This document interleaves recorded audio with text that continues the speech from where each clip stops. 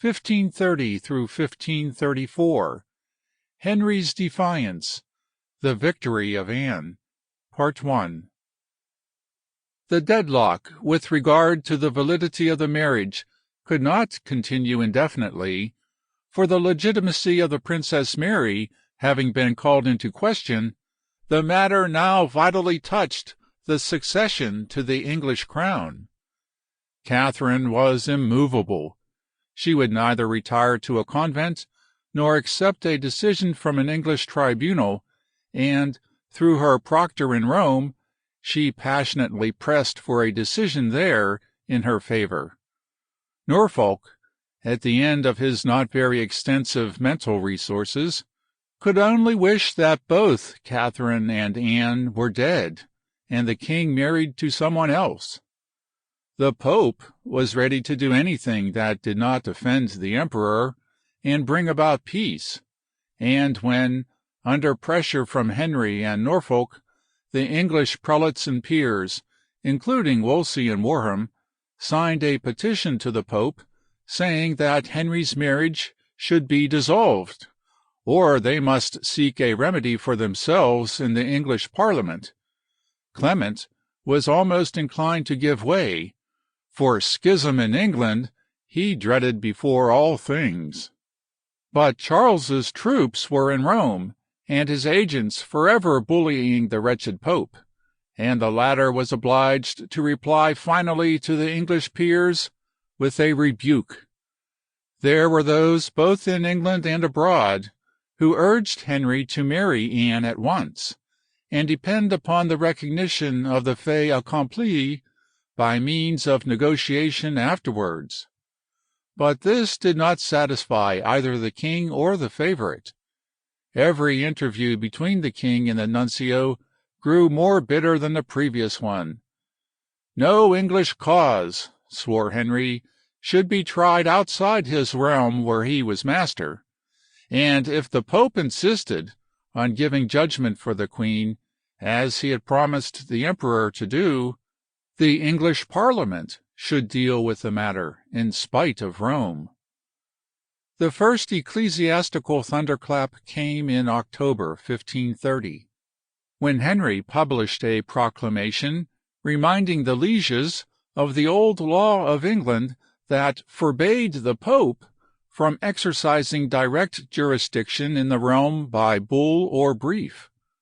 No one could understand at the time what was meant, but when the nuncio in perturbation went and asked Norfolk and Suffolk the reason of so strange a proclamation at such a time, they replied roughly that they, quote, cared nothing for popes in England.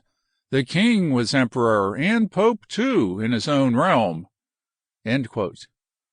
Later, Henry told the nuncio that the Pope had outraged convention by summoning him before a foreign tribunal, and should now be taught that no usurpation of power would be allowed in England.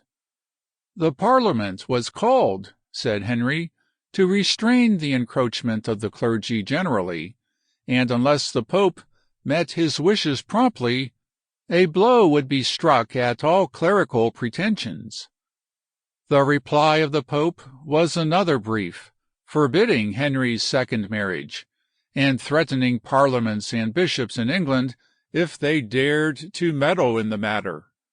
The question was thus rapidly drifting into an international one on religious lines, which involved either the submission of Henry or schism from the Church. The position of the English clergy was an especially difficult one. They naturally resented any curtailment of the privileges of their order, though they dared not speak too loudly, for they owed the enjoyment of their temporalities to the king. But they were all sons of the Church, looking to Rome for spiritual authority, and were in mortal dread of the advance of the new spirit of religious freedom aroused in Germany. The method of bridling them adopted by Henry was as clever as it was unscrupulous. The bull giving to Wolsey independent power to judge the matrimonial cause in England as legate had been, as will be recollected, demanded by the king and recognized by him, as it had been, of course, by the clergy. But in January 1531, when Parliament and Convocation met, the English clergy found themselves laid under praemunire by the king for having recognized the legatine bull, and were told that, as subjects of the crown, and not of the Pope, they had thus rendered themselves liable to the punishment for treason. The unfortunate clergy were panic-stricken at this new move, and looked in vain to Rome for support against their own king. But Rome, as usual, was trying to run with the hare and hunt with the hounds, and could only wail at the obstinacy both of Henry and Catherine. In the previous sitting of Parliament in 1529, severe laws had been passed against the laxity and extortion of the English ecclesiastics, notwithstanding the violent indignation of Fisher of Rochester. But what was now demanded of them as a condition of their pardon for recognizing the bull was practically to repudiate the authority of the Pope over them, and to recognize the King of England as supreme head of the Church, in addition to paying the tremendous fine of £100,000. They were in utter consternation, and they struggled hard, but the alternative to submission was ruin, and the majority gave way. The die was cast. Henry was Pope and King in one, and could settle his own cause in his own way. When the English clergy had thus been brought to heel, Henry's opponents saw that they had driven him too far, and were aghast at his unexpected exhibition of strength. A strength, be it noted, not his own, as will be explained later, and somewhat moderated their tone. But the King of England snapped his fingers now at threats of excommunication, and cared nothing, he said, for any decision from Rome. The Emperor dared not to go to war with England about Catherine, for the French were busily drawing towards the Pope, whose niece, Catherine de' Medici, was to be betrothed to the son of Francis, and the imperial agents in Rome ceased to insist so pertinaciously upon a decision of the matrimonial suit. Catherine alone clamored unceasingly that her "hell upon earth" should be ended by a decision in her favor from the sovereign pontiff. Her friends in England were many, for the old party of nobles were rallying again to her side. Even Norfolk was secretly in her favor, or at least against the king's marriage with his niece Anne, and Henry's new bold step against the papacy, taken under bureaucratic influence, had aroused much fear and jealousy amongst prelates like Fisher and jurists like More, as well as amongst the aristocratic party in the country. Desperate efforts were made to prevent the need for further action in defiance of the papacy by the decision of the matrimonial suit by the English Parliament, and early in June 1531 Henry and his council decided to put fresh pressure upon Catherine to get her to consent to a suspension of the proceedings in Rome and to the relegation of the case to a tribunal in some neutral territory. Catherine at Greenwich had secret knowledge of the intention, and she can hardly have been so surprised as she pretended to be when, as she was about to retire to rest at 9 o'clock at night, to learn that the Dukes of Suffolk and Norfolk and some 30 other nobles and prelates sought audience of her. Norfolk spoke first, and in the king's name he complained bitterly of the slight put upon him by the Pope's citation. He urged the Queen, for the sake of England, for the memory of the political services of Henry to her kin, and his past kindness to her, to meet his wishes and consent to a neutral tribunal judging between them. Catherine was, as usual, cool and contemptuous. No one was more sorry than she for the king's annoyance, though she had not been the cause of it. But there was only one judge in the world competent to deal with the case, His Holiness who keeps the place, and has the power of God upon earth, and is the image of eternal truth. As for recognizing her husband as supreme head of the church, that she would never do. When Dr. Lee spoke harshly, telling her that she knew that, her first marriage having been consummated, her second was never legal, she vehemently denied the fact, and told him angrily to go to Rome and argue. He would find there others than a lone woman to answer him. Dr. Sampson then took up the parable and reproached her for her determination to have the case settled so quickly, and she replied to him that, if he had passed such bitter days as she had, he would be in a hurry too. Dr. Stokesley was dealt with similarly by the Queen, and she then proudly protested at thus being baited late at night by a crowd of men, she, a poor woman without friends or counsel. Norfolk reminded her that the king had appointed the Archbishop of Canterbury, the Bishop of Durham, and the Bishop of Rochester to advise her. Pretty counselors they are, she replied. If I asked for Canterbury's advice, he tells me he will have nothing to do with it, and forever repeats, Era principis mors est. The Bishop of Durham dares to say nothing because he is the king's subject, and Rochester only tells me to keep a good heart and hope for the best. Catherine knew it not, but many of those before her were really her friends. Gardiner, now first secretary, looked with fear upon the Lutheran innovations. Guilford the controller, Lord Talbot, and even Norfolk wished her well, and feared the advent of Anne. And Guilford, less prudent than the rest, spoke so frankly that the favourite heard of his words. She broke out in furious invective against him before his face. When I am Queen of England, she cried, you will soon lose your office. You need not wait so long, he replied, and he went straight away to deliver his seals to the king.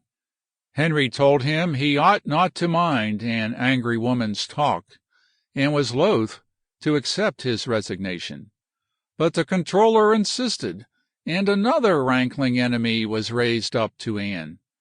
The favour she enjoyed had fairly turned her head, and her insolence, even to those who in any case had a right to her respect, and made her thoroughly detested.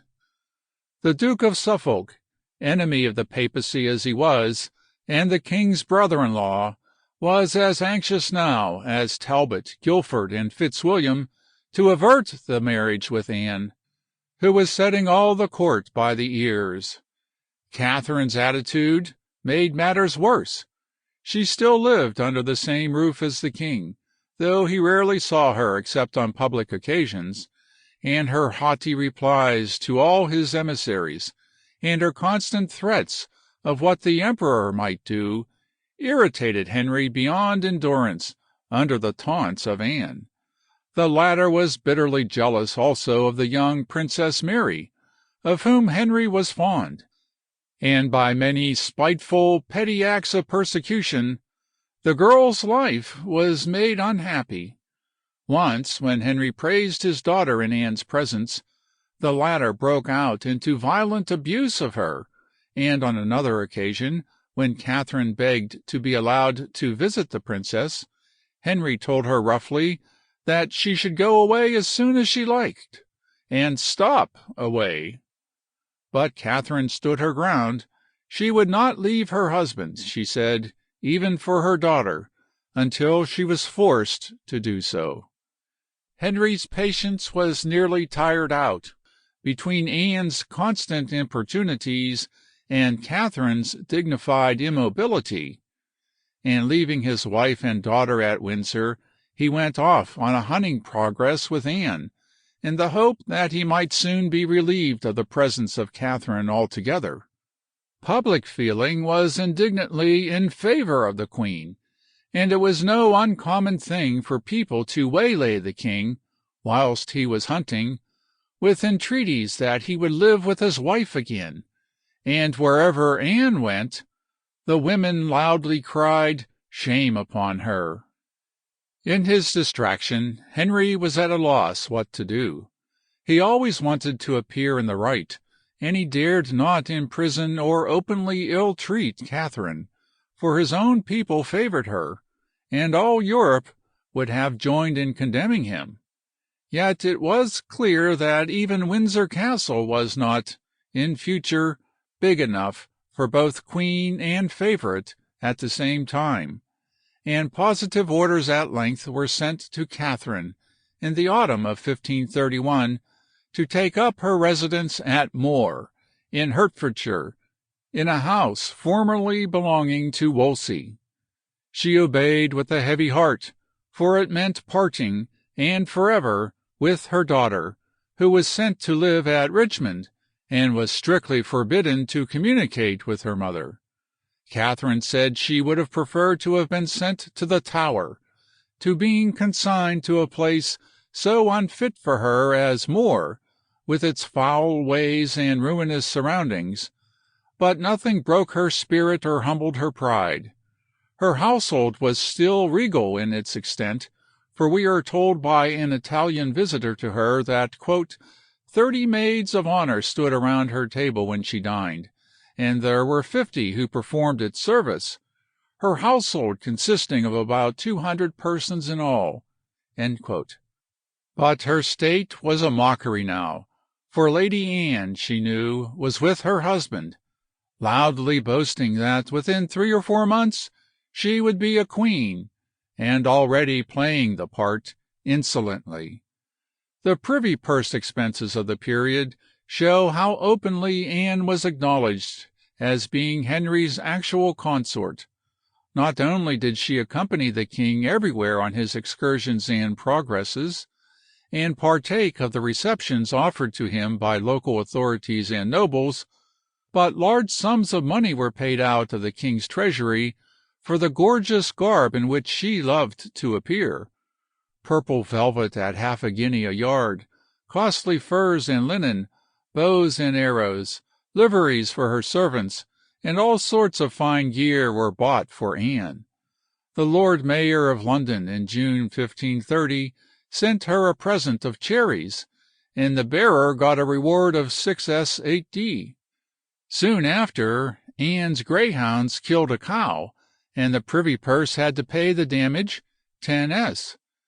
In November, 19 3/4 yards of crimson satin at 15s. a yard had to be paid for to make Lady Anne a robe, and £8 8s. for budge skins was paid soon afterwards. When Christmas came and card-playing was in season, my Lady Anne must have playing money, £20 all in groats, and when she lost, as she did pretty heavily, her losings had to be paid by the treasurer, though her winnings she kept for herself. No less than £100 was given to her as a New Year's gift in 1531. A few weeks afterwards, a farm at Greenwich was bought for her for £66, and her writing desk had to be adorned with latten and gold at great cost. As the year 1531 advanced, and Catherine's cause became more desperate, the extravagance of her rival grew, and when in the autumn of that year the Queen was finally banished from court, Anne's bills for dressmakers' finery amounted to extravagant proportions. The position was rendered the more bitter for Catherine when she recognized that the Pope, in a fright now at Henry's defiance, was trying to meet him halfway, and was listening to the suggestion of referring the question to a tribunal at Cambray or elsewhere, whilst the Emperor himself was only anxious to get the cause settled somehow without an open affront to his house or necessary cause for quarrel with Henry. and yet, withal, the divorce did not seem to make headway in England itself. As we have seen, the common people were strongly against it, the clergy trembling, as well they might, for their privileges between the Pope and the King, were naturally, as a body, in favor of the ecclesiastical view, and many of Henry and Anne's clerical instruments, such as Dr. Bennet in Rome and Dr. Sampson at Vienna, were secretly working against the cause they were supposed to be aiding. Even some of the new prelates, such as Gardiner of Winchester and Stokesley of London, grew less active advocates when they understood that upon them and their order would fall ultimately the responsibility of declaring invalid a marriage which the Church and the Pope had sanctioned. Much stronger still, even, was the dislike to the king's marriage on the part of the older nobility, whose enmity to Wolsey had first made the marriage appear practicable. They had sided with Anne to overthrow Wolsey, but the obstinate determination of the king to rid himself of his wife and marry his favorite had brought forward new clerical and bureaucratic ministers, whose proceedings and advice alarmed the aristocracy much more than anything Wolsey had done. If Catherine had been tactful, or even an able politician, she had the materials at hand to form a combination in favor of herself and her daughter, before which Henry, coward as he was, would have quailed. But she lacked the qualities necessary for a leader. She irritated the king without frightening him, and instead of conciliating the nobles, who really sympathized with her, though they were forced to do the king's bidding, she snubbed them haughtily and drove them from her. Anne flattered and pleased the king, but it was hardly her mind that moved him to defy the powerful papacy, or sustained him in his fight with his own clergy. From the first we have seen him leaning upon some adviser who would relieve him from responsibility whilst giving him all the honor for success. He desired the divorce above all things, but, as usual, he wanted to shelter himself behind other authority than his own. When in 1529 he had been seeking learned opinions to influence the Pope, chance had thrown the two ecclesiastics who were his instruments, Fox and Gardiner, into contact with a learned theologian and reader in divinity at Cambridge University. Thomas Cranmer had studied and lived much. He was a widower and Fellow of Magdalene, Cambridge, of 40 years of age, and although in orders and a doctor of divinity, his tastes were rather those of a learned country gentleman than of an ecclesiastic in monkish times.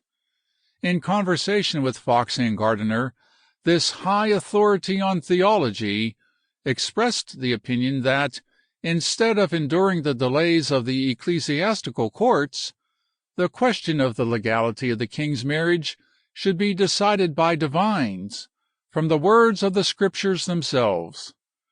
The idea seemed a good one, and Henry jumped at it. In an interview soon afterwards, he ordered Cranmer to put his arguments into a book, and placed him in the household of Anne's father, the Earl of Wiltshire, to facilitate the writing of it. The religious movement in Germany had found many echoes in England, and doubtless Cranmer conscientiously objected to papal control.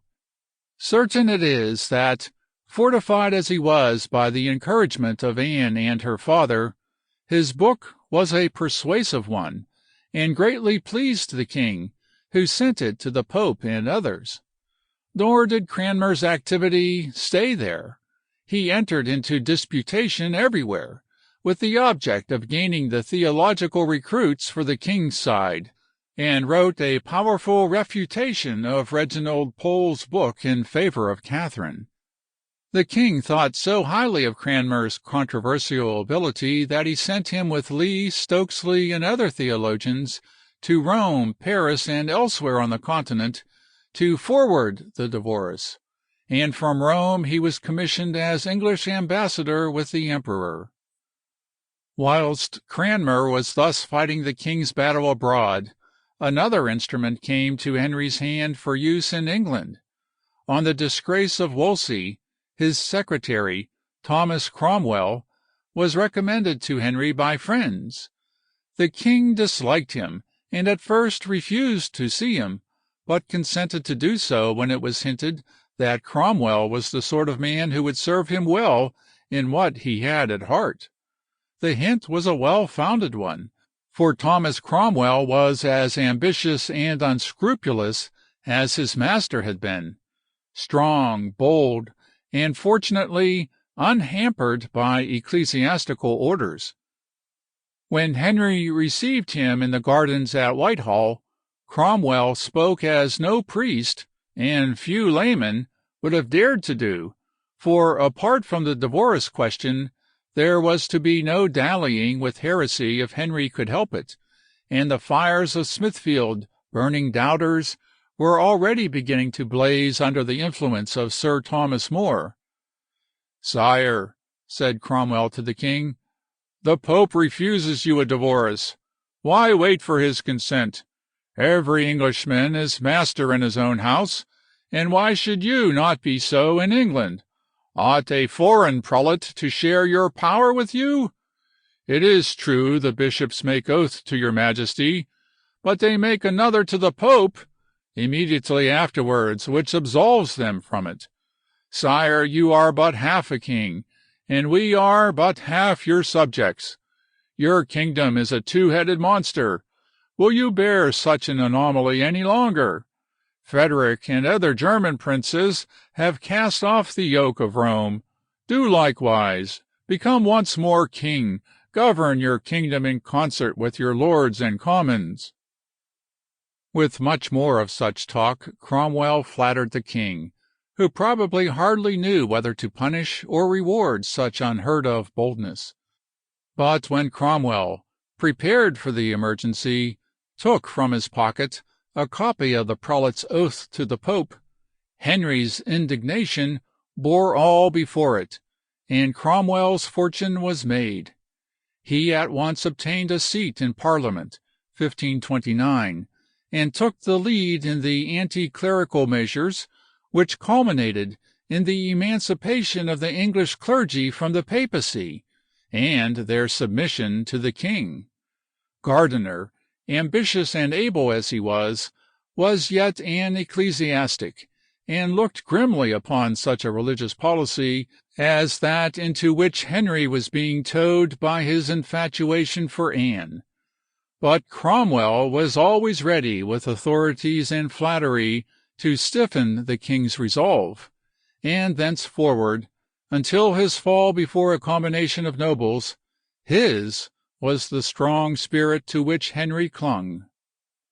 It will be seen that the influences against the king's marriage with Anne were very powerful, since it had become evident that the object could only be attained by the separation of England from the papal communion, a step too bold and too much smacking of Lutheranism to commend itself to any but the few who might benefit by the change.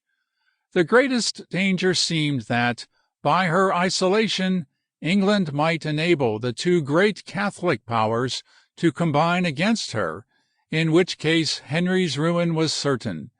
And, eager as he was to divorce Catherine in England and marry Anne, the king dared not do so until he had secured at least the neutrality of France. As usual, he had to pay heavily for it. Dr. Fox, Henry's most able and zealous foreign minister, was again sent to France, and an alliance was negotiated in the spring of 1532, by which Henry bound himself to join Francis against the emperor in case of attack, and Francis undertook to support Henry if any attempt was made by Charles to avenge his aunt. Anne was once more jubilant and hopeful, for her cause was now linked with a national alliance which had a certain party of adherents in the English court, and an imperial attack upon England in the interests of Catherine was rendered unlikely. But withal, the opposition in England itself had to be overcome, for Henry was ever a stickler for correctness in form, and wanted the divorce to have an appearance of defensible legality. The bishops in Parliament were sounded, but it was soon evident that they as a body would not fly in the face of the papacy and the Catholic interests, even to please the king. Timid, tired old Warham, the Archbishop of Canterbury, was approached with a suggestion that he, as primate, might convene a quorum of prelates favorable to Henry, who would approve of the entire repudiation of the papal authority in England, and themselves pronounce the king's divorce. But Warham was already hastening to the grave, and flatly refused to stain his last hours by spiritual revolt. Despairing of the English churchman, Henry then turned to the lay peers and commons, and, through Norfolk, asked them to decide that the matrimonial cause was one that should be dealt with by a lay tribunal. But Norfolk's advocacy was but half-hearted, and the peers refused to make the declaration demanded. The fact is clear that England was not yet prepared to defy spiritual authority to satisfy the king's caprice, and Anne was nearly beside herself with rage. She, indeed, was for braving everybody and getting married at once, divorce or no divorce. Why lose so much time, the French ambassador asked. If the king wanted to marry again, let him do as King Louis did, and marry of his own motion. The advice pleased both Henry and his lady-love, but Norfolk and Anne's father were strongly opposed to so dangerous and irregular a step, and incurred the furious displeasure of Anne for daring to thwart her. Everyone, she said, even her own kinsmen, were against her, and she was not far wrong, for with the exception of Cranmer in Germany and Cromwell, no one cared to risk the popular anger by promoting the match. Above all, Warham stood firm. The continued attacks of the king, at Cromwell's suggestion, against the privileges of the clergy, hardened the old archbishop's heart, and it was evident that he, as primate, would never now annul the king's marriage and defy the authority of Rome. The opposition of Lord Chancellor More and of the new Bishop of Winchester, Gardiner, to Cromwell's anti-clerical proposals in Parliament angered the king and convinced him that, with his present instruments, it would be as difficult for him to obtain a divorce in legal form in England as in Rome itself. More was made to feel that his position was an impossible one, and retired when Parliament was prorogued in May, and Gardiner had a convenient attack of gout, which kept him away from court until the king found he could not conduct foreign affairs without him, and brought him back. In the meanwhile, Catherine neglected the opportunities offered to her of combining all these powerful elements in her favor. Nobles, clergy, and people were almost universally on her side. Anne was cordially hated, and had no friends but the few religious reformers who hoped by her means to force the king ever further away from the papacy. And yet the queen continued to appeal to Rome and the emperor, against whom English patriotic feeling might be raised by Anne's few friends.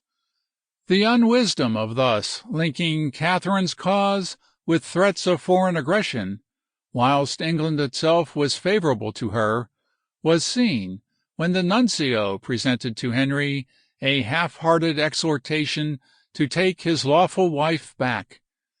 Henry fulminated against the foreigner who dared to interfere between him and his wife, and, very far from alarming him, the Pope's timid action only proved the impotence of Rome to harm him. But the results fell upon the misguided Catherine, who had instigated the step. She was sent from the moor to Ampthill, a house belonging to one of her few episcopal enemies. Part 2.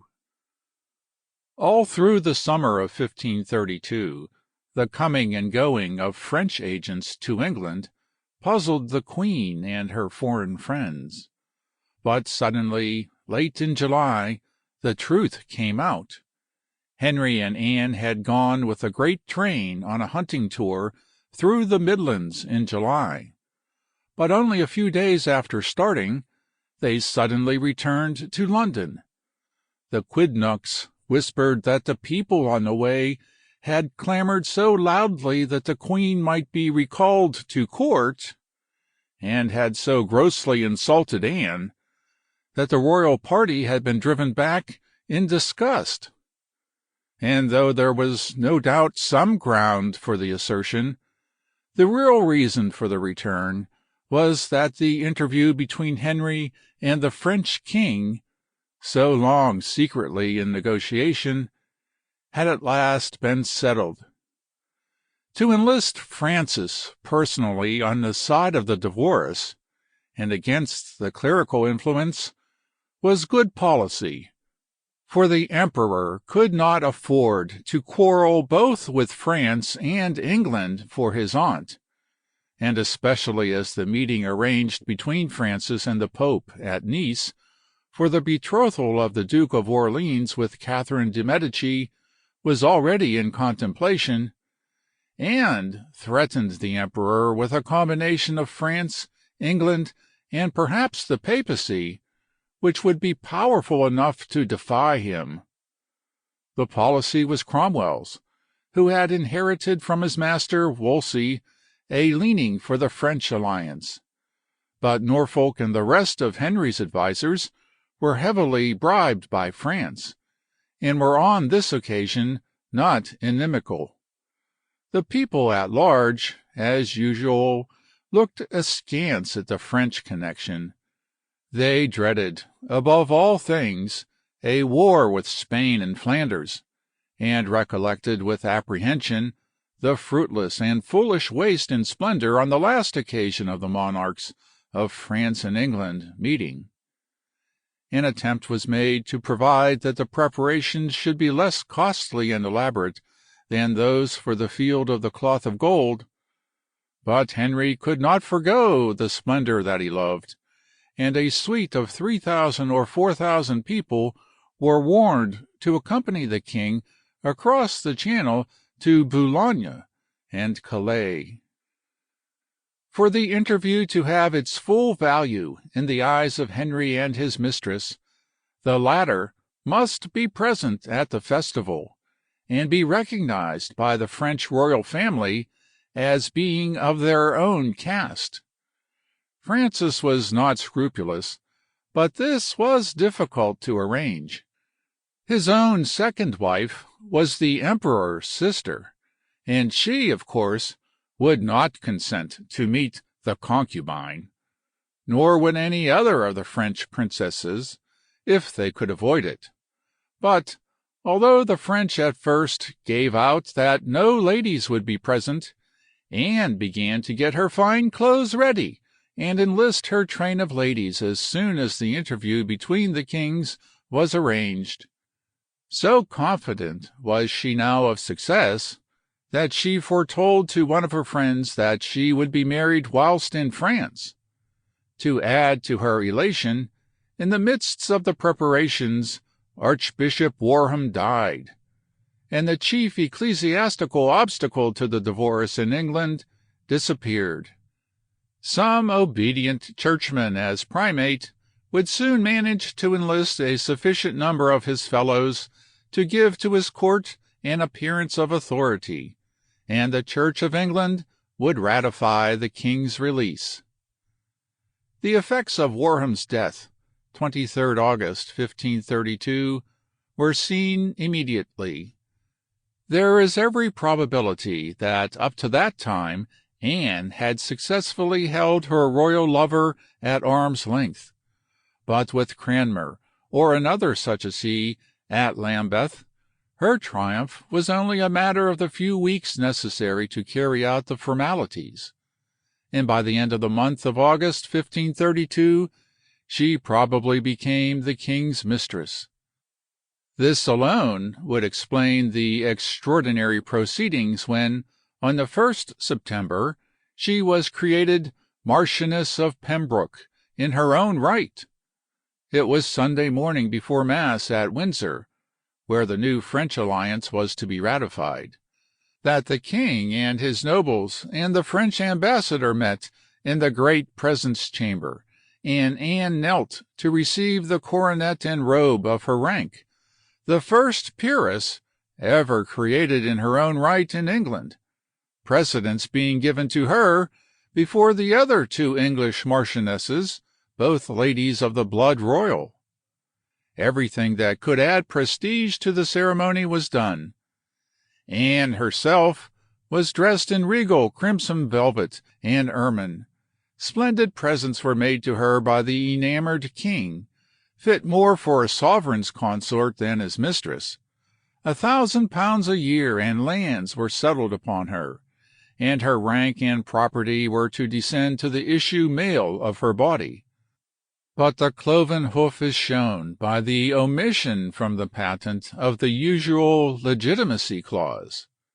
Even if, after all, the cup of queendom was dashed from her lips untasted, she had made not a bad bargain for herself. Her short triumph, indeed, was rapidly coming. She had fought strenuously for it for many years, and now most of the legal bars against her had fallen. But withal there was bitterness still in her chalice. The people scowled upon her no less now that she was a marchioness than before, and the great ladies who were ordered to attend the king's cousin into France did their service but sourly, whilst Francis had to be conciliated with all sorts of important concessions before he could be got to welcome the lady into his realm. When, at last, he consented, "because she would have gone in any case, for the king cannot be an hour without her." Francis did it gallantly, and with good grace, for, after all, Anne was just then the strongest prop in England of the French alliance. Catherine, from afar off, watched these proceedings with scornful resentment.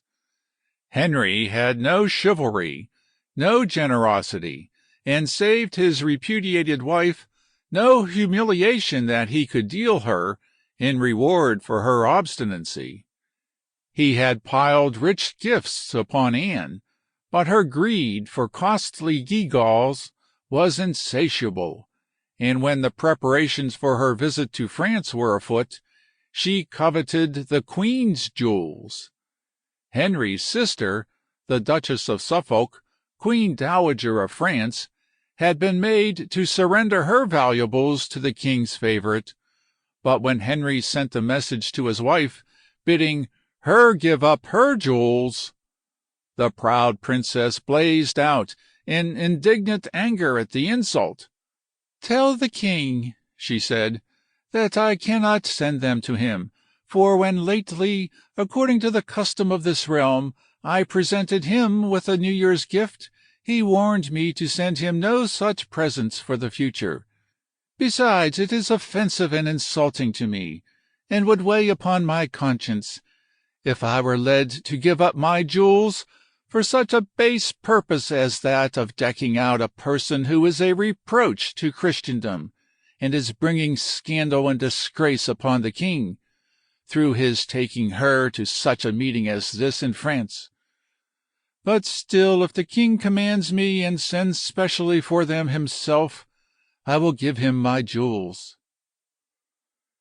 Such an answer as this proves clearly the lack of practical wisdom in the poor woman. She might have resisted, or she might have surrendered with a good grace, but to irritate and annoy the weak bully, without gaining her point, was worse than useless. Anne's talk about marrying the king in France angered Catherine beyond measure, but the favorite's ambition grew as her prospect brightened, and when it was settled that Cranmer was to be recalled from Germany and made primate, Anne said that she had changed her mind. Quote, "Even if the king wished to marry her there, in France, she would not consent to it.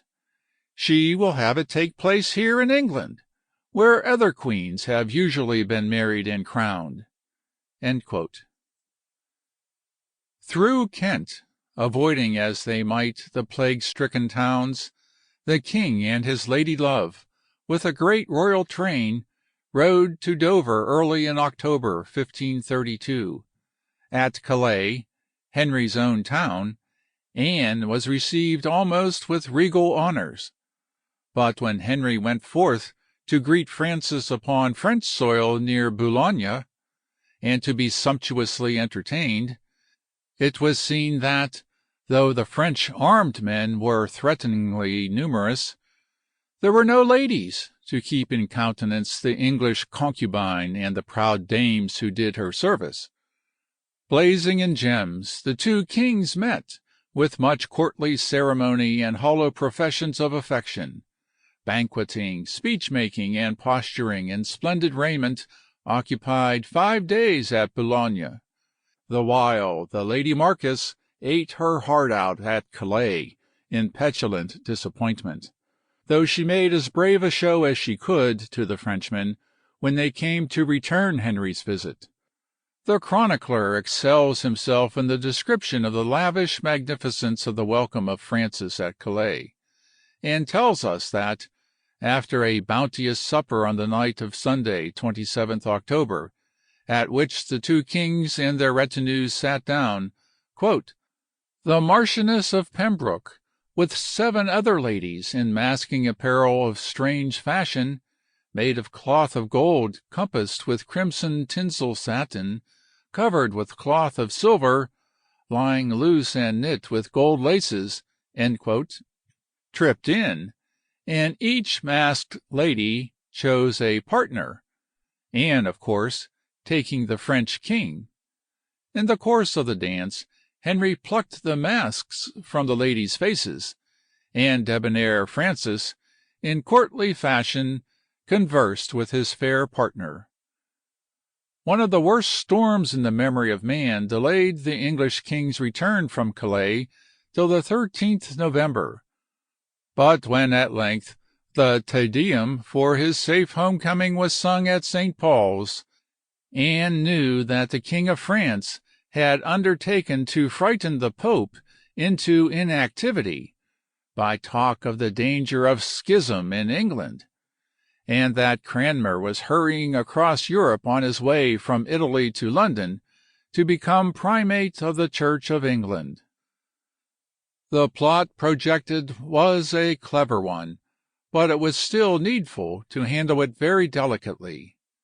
Cranmer, during his residence in Germany and Italy, had been zealous in winning favorable opinions for Henry's contention, and his foregathering with Lutheran divines had strengthened his reforming opinions.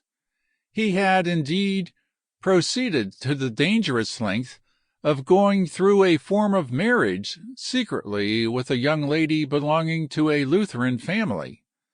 His leanings cannot have been quite unknown to the ever-watchful spies of the Pope and the Emperor, though Cranmer had done his best to hoodwink them, and to some extent had succeeded.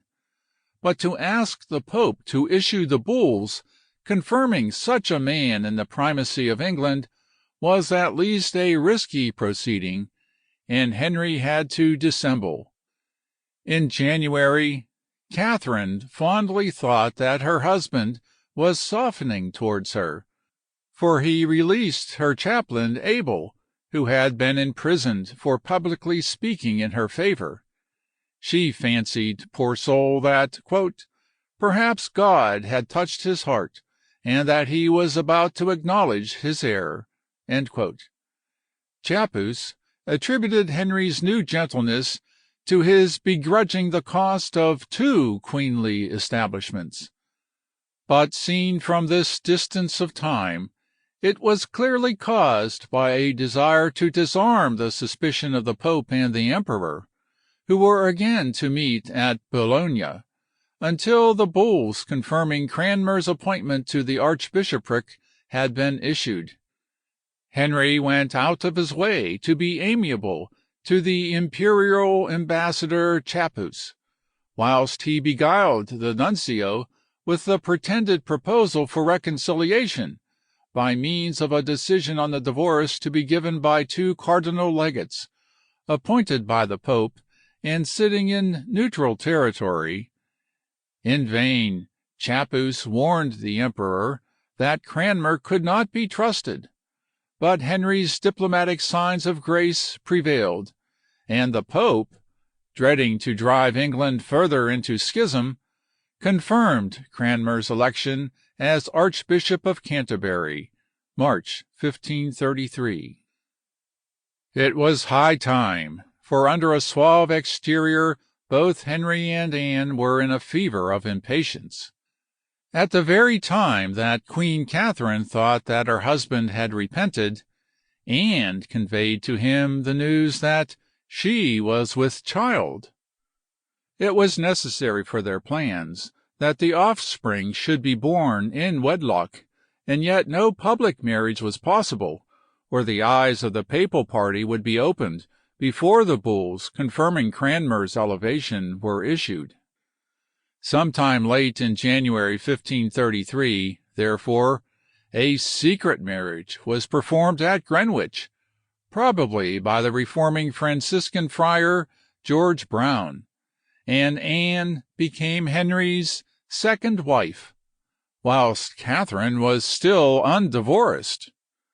The secret was well kept for a time, and the nuncio, Baron de Burgul, was fooled to the top of his bent by flatteries and hopes of bribes. He even sat in state on Henry's right hand, the French ambassador being on the left, at the opening of Parliament, probably with the idea of convincing the trembling English clergy that the king and the Pope were working together.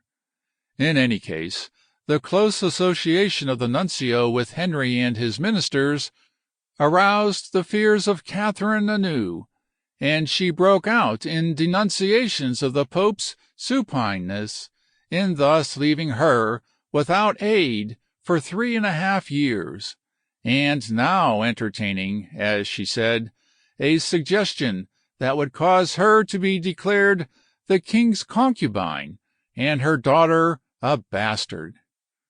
In vain Chapus, the only man of his party who saw through the device, prayed that Cranmer's bulls should not be sent from Rome, that the sentence in Catherine's favor should no longer be delayed.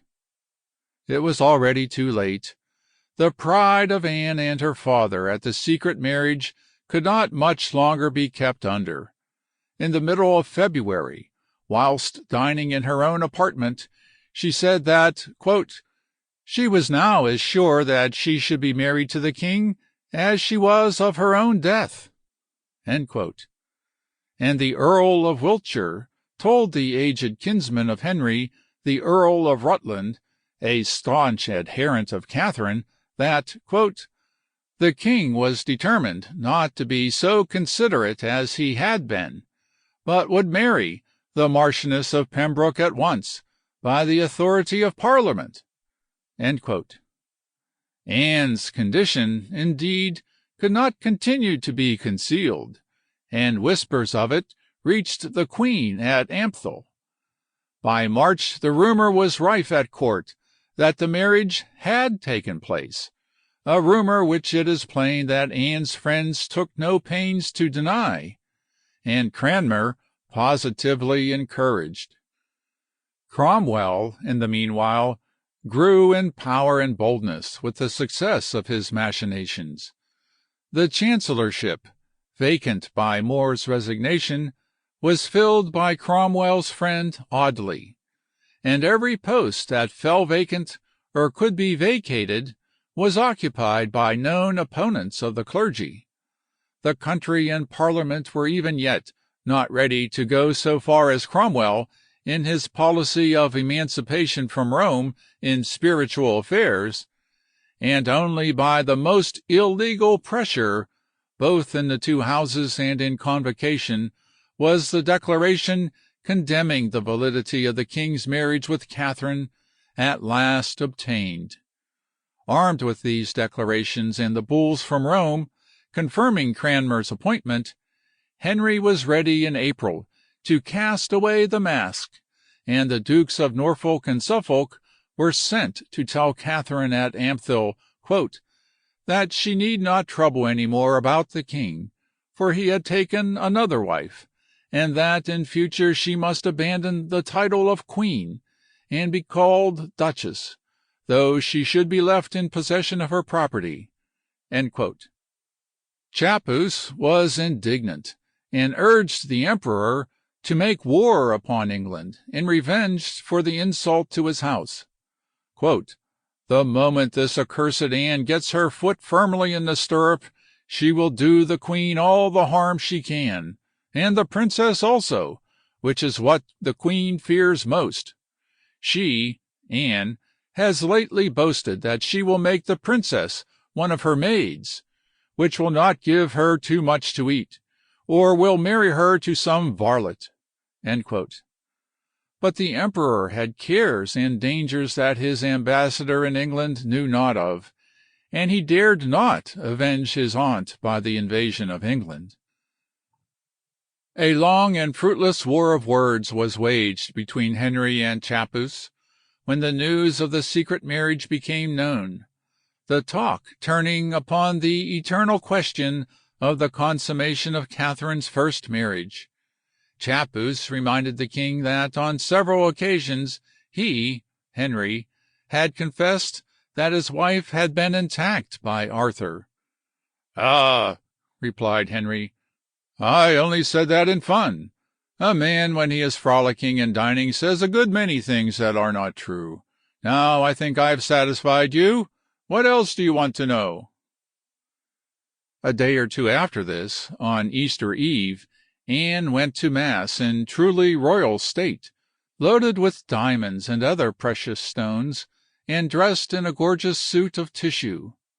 The train being borne by her cousin, the daughter of the Duke of Norfolk, betrothed to the king's illegitimate son, the Duke of Richmond.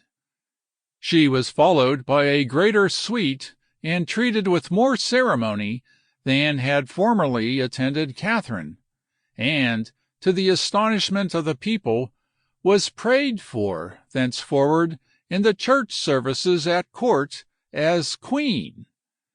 In London the attitude of the people grew threatening, and the Lord Mayor was taken to task by the king, who ordered that proclamation should be made forbidding any unfavorable reference to the king's second marriage. But the fire of indignation glowed fiercely beneath the surface, for everywhere the cause of Catherine was bound up, as it seemed, with the old faith in which all had been born, with the security of commerce with England's best customers, and with the rights of anointed royalty as against low-born insolence. No humiliation was spared to Catherine. Her daughter was forbidden to hold any communication with her. Her household was reduced to the meagre proportions of a private establishment.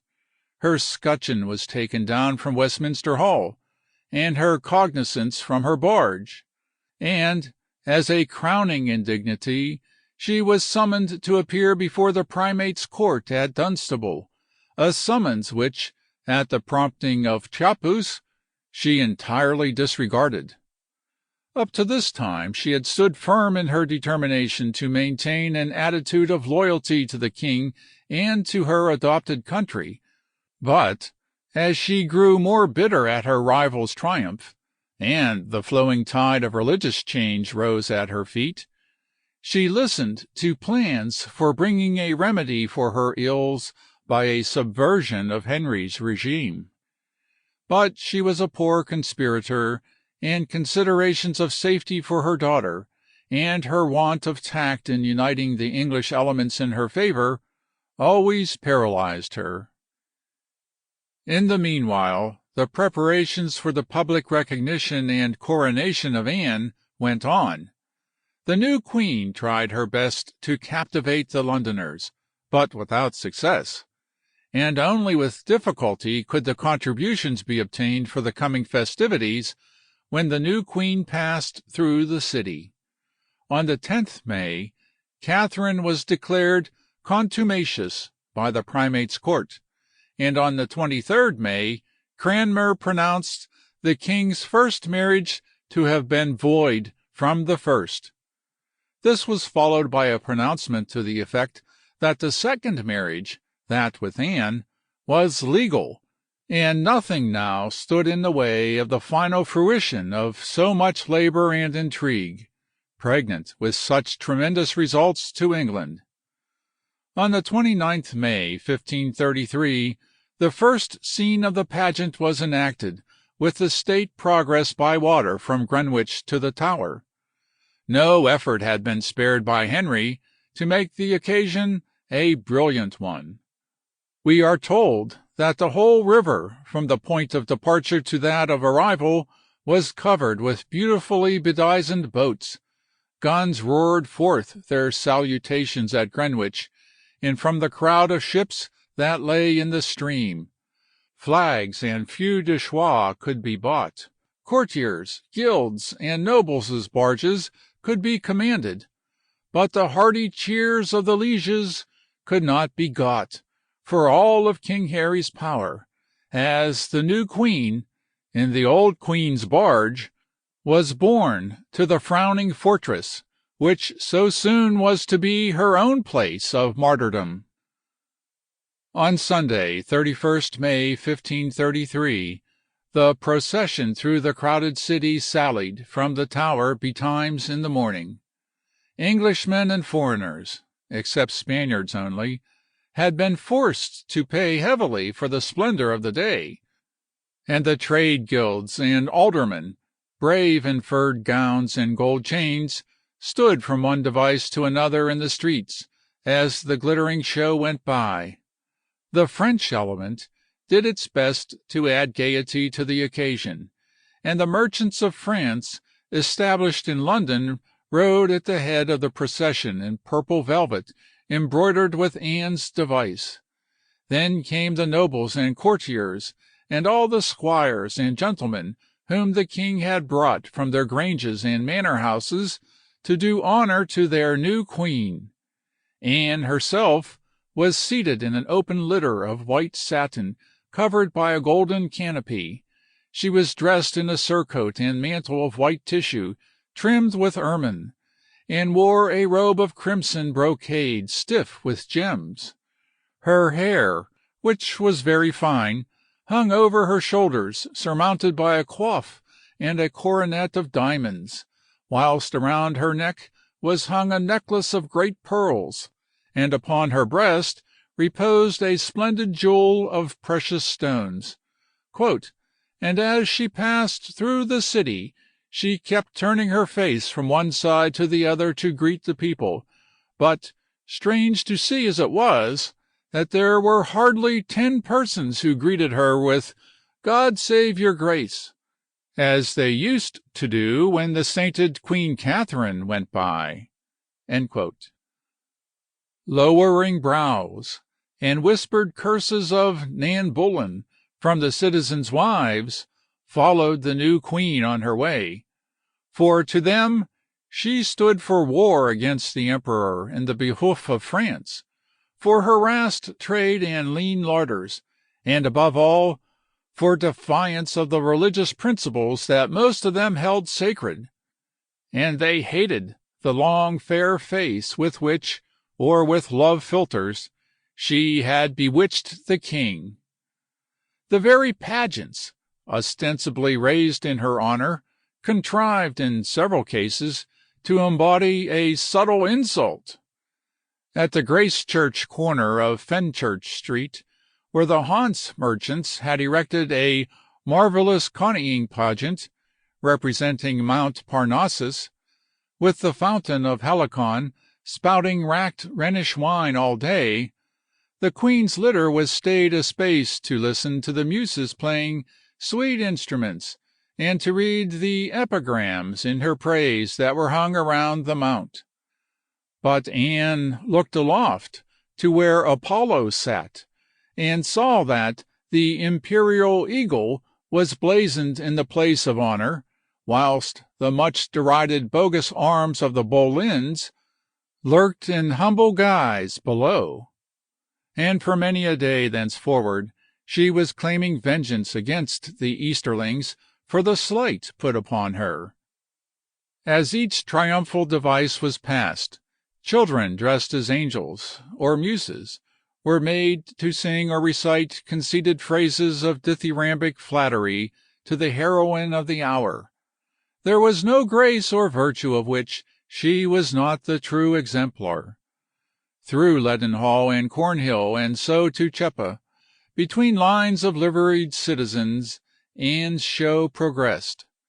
At the cross on Cheapside, the mayor and corporation awaited the queen, and the recorder, Master Baker, with many courtly compliments, handed her the city's gift of 1,000 marks in a purse of gold, "which she thankfully received." That she did so was noted with sneering contempt by Catherine's friends.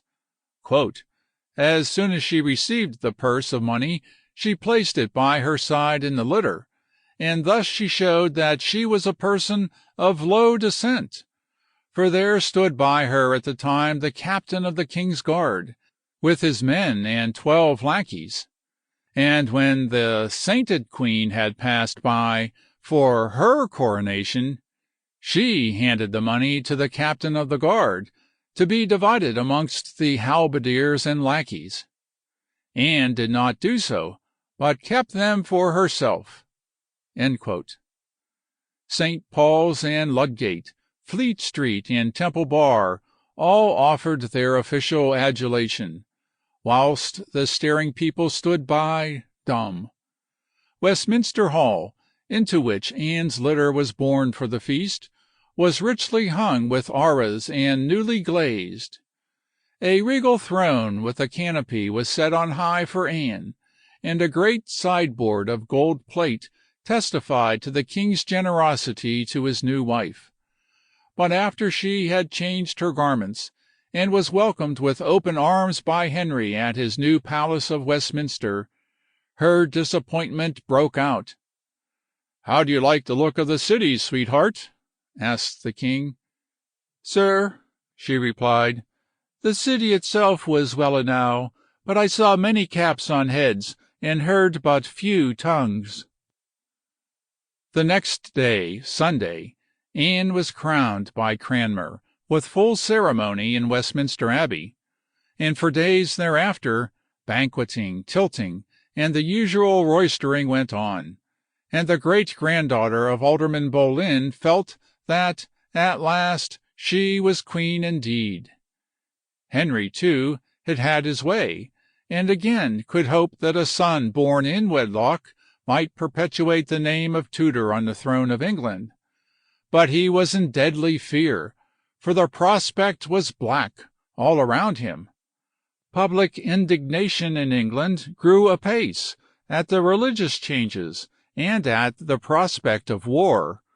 But what most aroused Henry's alarm was the sudden coldness of France, and the probability of a great Catholic coalition against him. Norfolk and Lord Rochford, with a stately train, had gone to join in the interview between Francis and the Pope, and the hope that the joint presence of France and England might force Clement to recognize accomplished facts in order to avoid the secession of England from the Church. Although it suited Francis to promote the antagonism between Henry and the Emperor by keeping the divorce proceedings dragging on in Rome, it did not suit him for England to defy the papacy by means of Cranmer's sentence, and so to change the balance of power in Europe by driving Henry into permanent union with German Protestants, whilst Francis was forced to side with the Emperor on religious grounds. So long as Henry remained undivorced and unmarried, anything might happen. He might sate of his mistress and tire of the struggle against Rome, or be driven by fear of war, or take a conciliatory course, and in any of these cases he must needs pay for France's aid. But now that his divorce and remarriage were as valid as a duly authorized archbishop could make them, the utility of Anne as an aid to French foreign policy disappeared. The actual marriage, therefore, deprived her of the sympathies of the French party in the English court, which had hitherto sided with her, and the effects were immediately seen in the attitude of Francis. Part 3. Before Norfolk could reach the south of France, news came to him that the Pope, coerced by the Emperor, had issued a brief declaring all of Henry's proceedings in England to be nullified, and he and his abettors excommunicated, unless, of his own accord, he restored things to their former condition before September. It was plain, therefore, that any attempt at the coming interview to reconcile Clement with Henry's action would be fruitless. Norfolk found Francis also much cooler than before, and sent back his nephew Rochford post-haste to England to beg the king's instructions. He arrived at court in early August, at a time when Henry's perplexity was at its height. He had learnt of the determination of Francis to greet the Pope and carry through the marriage between the Duke of Orleans and Catherine de' Medici, whether the King of England's demands were satisfied by Clement or not. He now knew that the dreaded sentence of excommunication pended over him and his instruments. If he had been left to his own weakness, he would probably have given way, or at least have sought compromise. If Norfolk had been at his elbow, the old aristocratic English party might also have stayed the king's hand, but Cromwell, bold and astute, and Anne, with the powerful lever of her unborn child, which might be a son, knew well that they had gone too far to return, and that defiance of the papacy was the only road open to them. Already at the end of June, Henry had gone as far as to threaten an appeal from the Pope to the General Council of the Church, the meeting of which was then being discussed. But now that he knew that Francis was failing him, and the Pope had finally cast down the gage, he took the next great step, which led to England's separation from Rome. Norfolk was recalled, and Gardiner accredited to Francis only with a watching brief during the papal interview at Nice, whilst Henry's ambassadors in Rome were recalled, and English agents were sent to Germany to seek alliances with the German Protestant princes. When, therefore, Norfolk arrived in England, he found that, in his 2 months' absence, Cromwell had steered the ship of state further away than ever from the traditional policy of the English conservatives, namely, one of balance between the two great Catholic powers, and that England was isolated, but for the doubtful friendship of those vassal princes of the empire who professed the dreaded new heresy. Thenceforward, the ruin of Anne and Cromwell was one of the main objects of Norfolk and the noble party. The treatment meted out to Catherine during the same time followed a similar impulse. Chapus had been informed that, the king having now taken a legal wife, Catherine could no longer be called queen, but Princess Dowager of Wales, and that her regal household could not be kept up, and on the 3rd July, Catherine's principal officers were ordered to convey a similar message to her personally. The message was roughly worded. It could only be arrogance and vainglory, she was told, that made her retain or usurp the title of queen. She was much mistaken if she imagined that her husband would ever live with her again, and by her obstinate contumacy she would cause wars and bloodshed, as well as danger to herself and her daughter, as both would be made to feel the king's displeasure. The queen's answer, as might have been expected, was as firm as usual. She was the king's legitimate wife, and no reward or fear in the world would ever make her abandon her right to the title she bore. It was not vainglory that moved her, for to be the daughter of Ferdinand and Isabel was a greater honor than to be a queen. Henry might punish her, she said, or even her daughter. Quote, "Yet neither for that nor 1,000 deaths would she consent to damn her soul or that of her husband, the king." End quote. The king, beside himself with rage, could do no more than warn Catherine's household that they must all treat their mistress as Princess of Wales, or suffer the penalty. As for Catherine, no punishment short of death could move her, and Cromwell himself, in admiration at her answer, said that, quote, "Nature had injured her in not making her a man, for she would have surpassed in fame all the heroes of history." End quote. When a few days after this, Catherine was removed to Bucton, crowds followed her with tears and blessings along the road, even as they had followed the Princess Mary shortly before, quote, "as if she were God Almighty," end quote, as Anne said. In defiance of Henry's threats, "God save the Queen," rang high and clear wherever she went, and the people, quote, "wishing her joy, comfort, and all manner of prosperity, and mishap to her enemies, begged her with tears to let them serve her, for they were all ready to die for her sake." End quote. Anne's spite at such demonstrations was characteristic. Catherine possessed a very rich and gorgeous length of stuff, which she had brought from Spain, to serve as a christening robe if she should have a son and heir. Anne's time was drawing near, and she would not be content until the king had demanded of his wife the Spanish material to serve as a robe for the Prince of Wales, which he was confident would be born to Anne. "God forbid," replied Catherine, "that I should ever give help or countenance in a case so horrible and abominable as this." And the indignity of forcible searching of her chests, for the stuff at least, was not insisted upon then. Anne's own position was hardly a happy one, her one hope being that the coming child would be a son, as the king was assured by astrologers that it would be. For amorous Henry was already tiring somewhat of her, and even Cromwell's tone was less confident than before. Early in August, Henry left her at Greenwich to go to Windsor alone, for the first time since they had been together.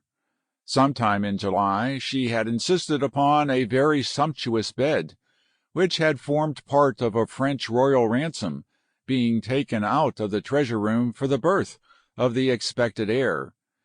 "It is well," sneered Chapus, in the first days of September, "that she got it betimes.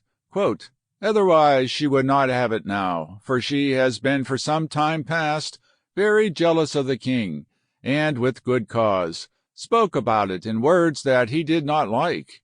He told her that she must wink at such things, and put up with them, as her betters had done before her. He could at any time cast her down as easily as he had raised her." Frequent bickerings of this sort went on during the last weeks of Anne's pregnancy, but on Sunday, 7th September, the day that was to heal all differences, came. Henry had defied the greatest power in the world, had acted basely and brutally to his legal wife, and had incurred the reprobation of his own people for the sake of having a son. And on the fateful day mentioned, a fair girl baby was born to Anne at Greenwich. The official rejoicings were held, but beneath the surface everyone knew that a tragedy lurked, for unless a son was born to Anne, her doom was sealed. Henry had asserted his mastership in his own realm and had defied Christendom. He had found that his subjects, however sulkily, had accepted his action without open revolt, and that Charles, notwithstanding the insult to his house, was still speaking softly through his ambassadors. If a great princess like Catherine could thus be repudiated without disaster to his realm, it would indeed be easy for him to cast away "that naughty pake Nan Boleyn," if she failed to satisfy his desire for a son. But in the meanwhile it was necessary for him to secure, so far as he could, the succession of his new daughter, since Cranmer's decision had rendered Mary, Princess of Wales, of whom her father had been so proud, illegitimate. Accordingly, immediately after the child Elizabeth was christened, heralds proclaimed in the king's name that Princess Mary was thenceforward to lose her title and preeminence, the badge upon her servants' coats being replaced by the arms of the king, and the baby, Lady Elizabeth, was to be recognized as the king's only legitimate heir and Princess of Wales. In vain the imperial ambassador protested and talked to Cromwell of possible war, in which England might be ruined, which Cromwell admitted, but reminded him that the emperor would not benefit thereby. In vain Catherine, from her retirement at Bucton, urged Chapuis and the emperor to patronize Reginald Pole as a possible threat to Henry. In vain Princess Mary herself, in diplomatic language, told her father that he might give her what title he liked, but that she herself would never admit her illegitimacy or her mother's repudiation. In vain Bishop Fisher and Chapuis counseled the invasion of England and the overturn of Henry. Cromwell knew that there was no drawing back for him, and that the struggle must go on now to the bitter end.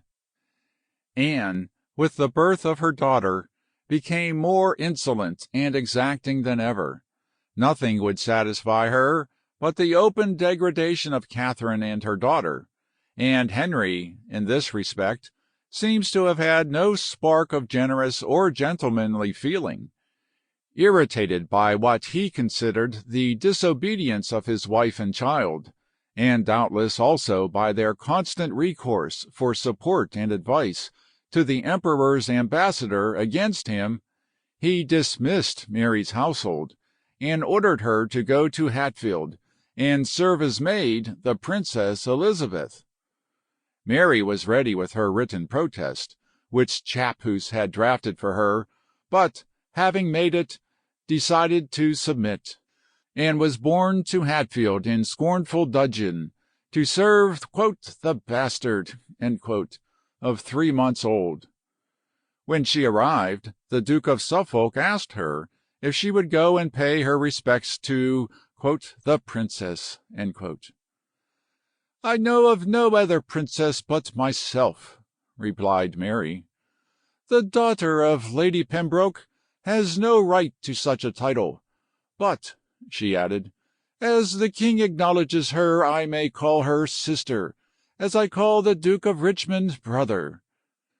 Mary was the true daughter of her proud mother, and bluff Charles Brandon got many a tart answer from her before he gave her up in despair to perform a similar mission to her mother at Bucton.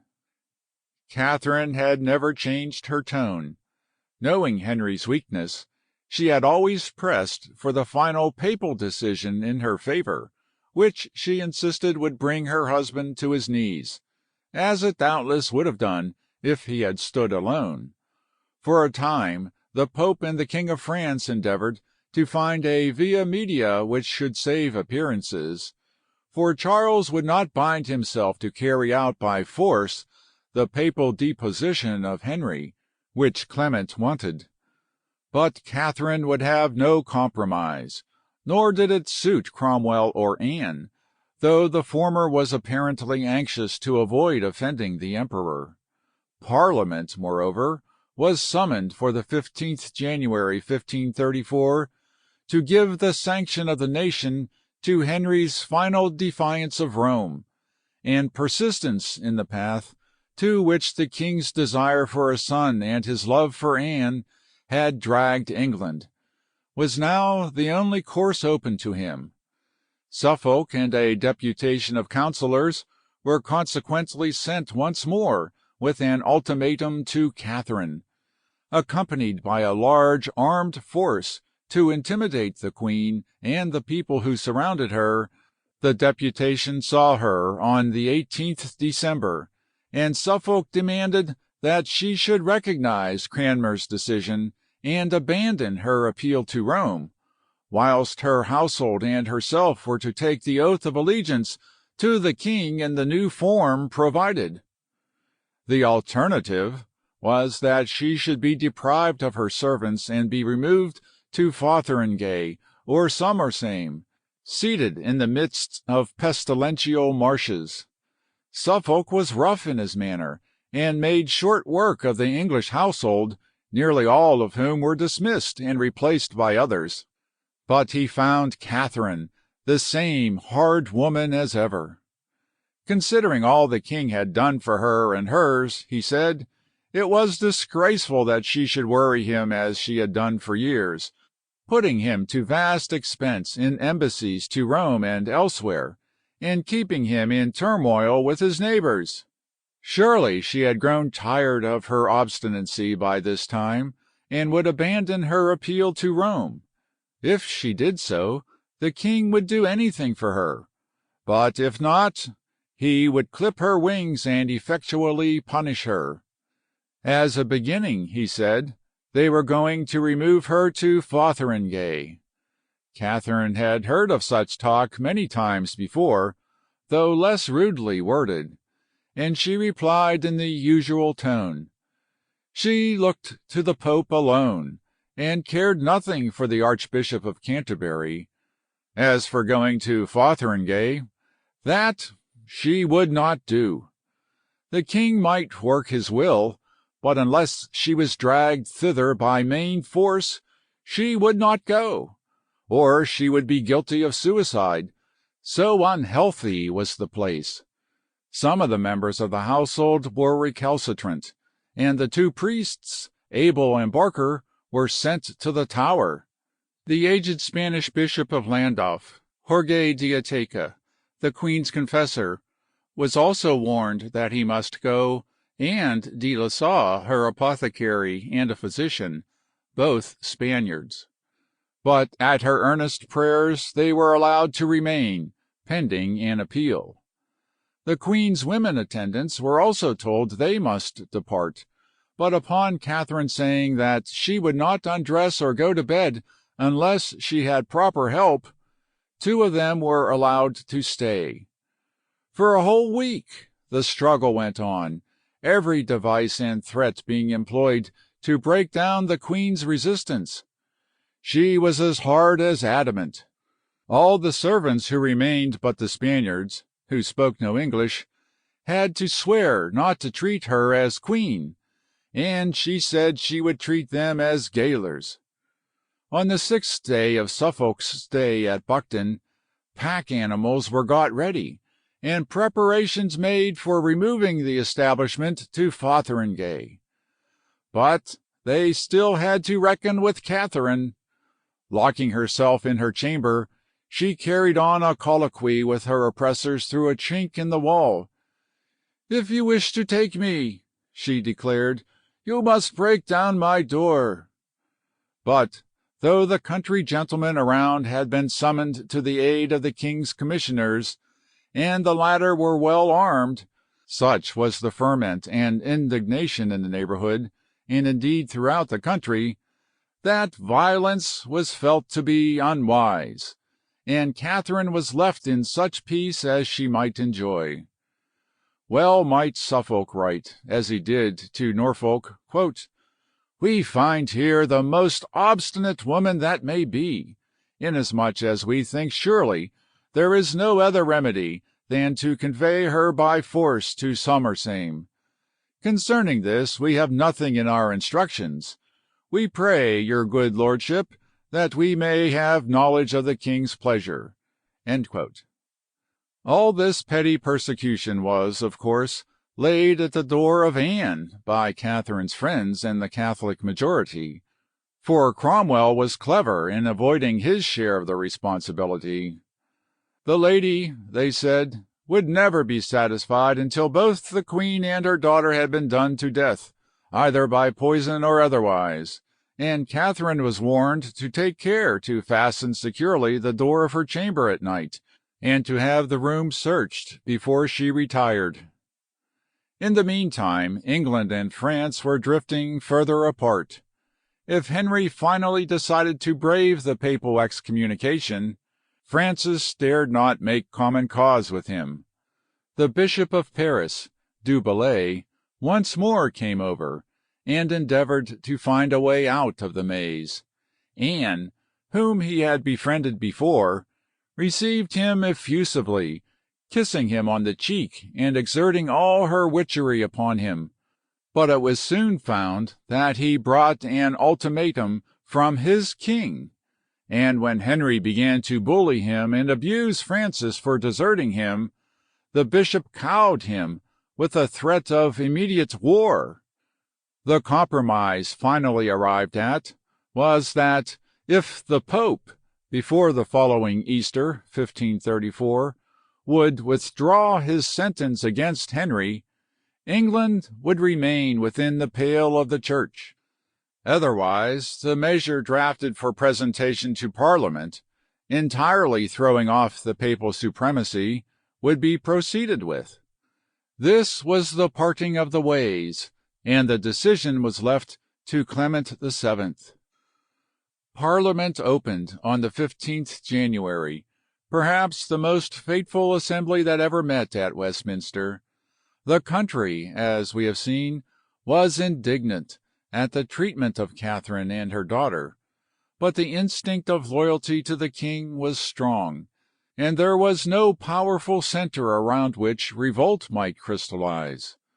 The clergy especially, even those who, like Stokesley, Fox, and Gardiner, were Henry's instruments, dreaded the great changes that portended, and an attempt to influence Parliament by a declaration of the clergy in convocation against the king's first marriage failed, notwithstanding the flagrant violence with which signatures were sought.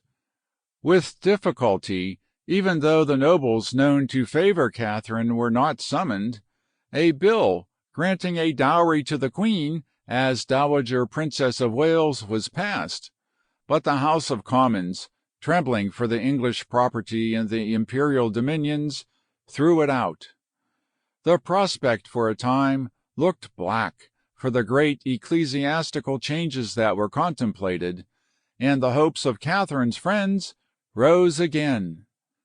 The Bishop of Paris, in the meanwhile, had contrived to frighten Clement and his cardinals by his threatening talk of English schism and the universal spread of dissent, into an insincere and half-hearted acquiescence in a compromise that would submit the question of a divorce to a tribunal of 2 cardinals sitting at Cambray to save appearances, and deciding in favor of Henry. When the French ambassador, Castillon, came to Henry with this news early in March 1534, the king had experienced the difficulty of bringing Parliament and Convocation to his views, and again, if left to himself, he would probably have yielded. But Anne and Cromwell, and indeed Cranmer, were now in the same boat, and any wavering on the part of the king would have meant ruin to them all. They did their best to stiffen Henry, but he was nearly inclined to give way behind their backs, and after the French ambassador had left the council unsuccessful, Henry had a long secret talk with him in the garden, in which he assured him that he would not have anything done hastily against the Holy See. But whilst the rash and turbulent Bishop of Paris was hectoring Clement at Rome, and sending unjustifiably encouraging messages to England, circumstances on both sides were working against the compromise which the French desired so much. Cromwell and Anne were panic-stricken at the idea of reopening the question of the marriage before any papal tribunal, and kept up Henry's resentment against the Pope.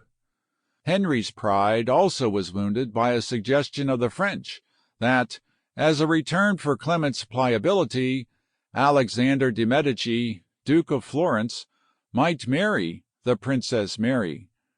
Cromwell's diplomatic management of the parliamentary opposition and the consequent passage of the bill abolishing the remittance of Peter's pence to Rome also encouraged Henry to think that he might have his own way after all, and the chances of his making further concessions to the Pope again diminished.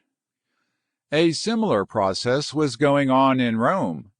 Whilst Clement was smilingly listening to talk of reconciliation for the sake of keeping England under his authority, he well knew that Henry could only be moved by fear, and all the thunderbolts of the Church were being secretly forged to launch upon the King of England. On the 23rd March, 1534, the consistory of cardinals sat, the French cardinals being absent, and the final judgment on the validity of Henry's marriage with Catherine was given by the head of the Church. The cause which had stirred Europe for 5 years was settled beyond appeal so far as the Roman Church could settle it. Catherine was Henry's lawful wife, and Anne Boleyn was proclaimed by the Church to be his concubine. Almost on the very day that the gage was thus thrown down by the Pope, Henry had taken similar action on his own account. In the previous sitting of Parliament, the king had been practically acknowledged as head of the Church in his own dominions, and now all appeals and payments to the Pope were forbidden, and the bishops of England were entirely exempt from his spiritual jurisdiction and control. To complete the emancipation of the country from the papacy, on the 23rd March, 1534, a bill, the Act of Succession, was read for the 3rd time, confirming the legality of the marriage of Henry and Anne, and settling the succession to the crown upon their issue to the exclusion of the Princess Mary. Cranmer's divorce decision was thus ratified by statute, and any person questioning in word or print the legitimacy of Elizabeth's birth was adjudged guilty of high treason. Every subject of the king, moreover, was to take oath to maintain this statute on pain of death. The consummation was reached. For good or for evil, England was free from Rome, and the fair woman, for whose sake the momentous change had been wrought, sat planning schemes of vengeance against the two proud princesses, mother and daughter, who still refused to bow the neck to her whom they proclaimed the usurper of their rights.